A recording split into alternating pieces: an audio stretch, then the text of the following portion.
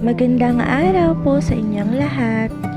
Ngayong araw ay nagpasyal kami sa aming lugar na kung saan dito na nahanan ng aming lolo't lola. Simula pa lang na maliliit kami, nandito na kami lumaki. Ngunit nang makalipas ang panahon na nawala ang aming lola at lolo, madalas na lang kaming pumupunta rito. Dito na lamang natulog ang baby ko dahil kasarapan ng hangin. Kumukuha kami ng star apple. At dahil naman namunga na ang mga pananim ng aking lolo't lolo, ito ay pinost ko sa Facebook at binenta ko na muna, kaya ayan, pinapaharvest ko sa asawa ko ang mga ito. Nakakapanghinayang naman kasi kung ito'y nagkakahulugan lang at hindi nakakain. At kadalasan naman may mga batang pumupunta dito upang mamitas. At trip naman ng kapatid kong itong langka, kaya naman siya na ang gumawa upang kain niya na daw ito. Hinayaan ko na lamang nga siya at gumayat at nagpapak na sa ganon ay sulit ang pagpunta niya rito. Sa totoo lang, itong langka na to ay ngayon lang namin nakain. Sa dahilan na hindi talaga bumubunga na maganda ang puno na itinanim ng aking lola. Kaya naman nagulat kami nung ito ay bumunga ng ganito kasarap at katamis na langka.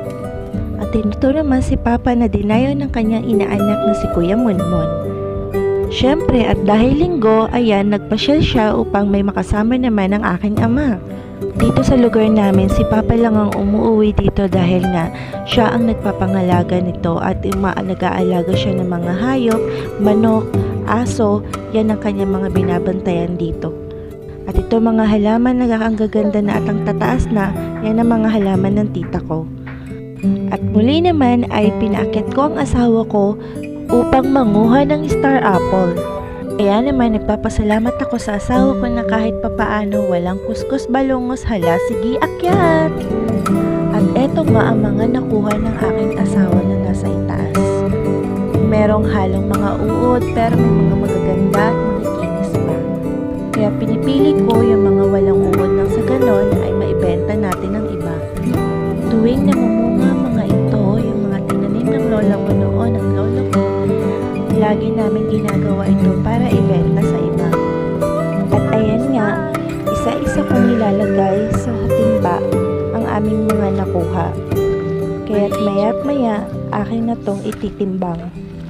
Malaking tulong na rin ito kahit papaano sa amin, na kahit papaano ay dagdag pa rin sa panggastos pang araw-araw.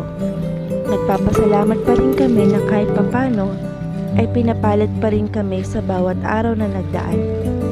Mahirap man maging imposible pero umaasa pa rin na balang araw magiging maayos din ang aming pamumuhay. Pero sabi nga, walang imposible sa buhay kapag tiyaga may nilaga. Simple lang ang buhay basta ang mahalaga, laging masaya. Husgahan man tayo ng iba, huwag kang magbahala. Ang mahalaga, may nalalapitang tayong Panginoon na nakikinig sa ating mga dasal. Hindi man sa ngayon, pero huwag tayo mawala ng pag-asa. Habang nabubuhay tayo, gawin natin ang magpapasaya sa atin.